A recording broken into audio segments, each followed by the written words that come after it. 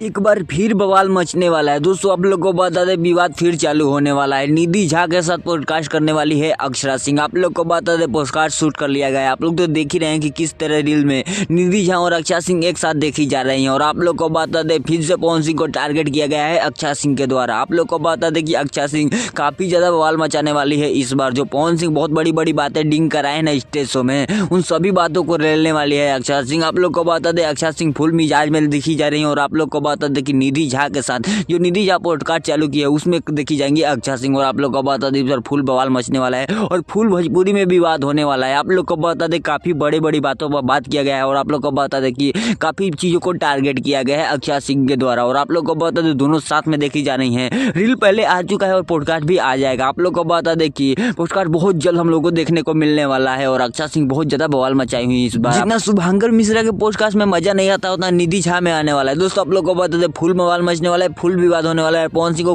पूरे तरीके से टारगेट किया गया है। जब भी पॉडकास्ट आएगा आप लोग को बता दें, अपडेट दे देंगे। इस चैनल सब्सक्राइब कर लीजिएगा। मैं तो किसी नए वीडियो में किसी नए टॉपिक के साथ, तब तक के लिए बाय।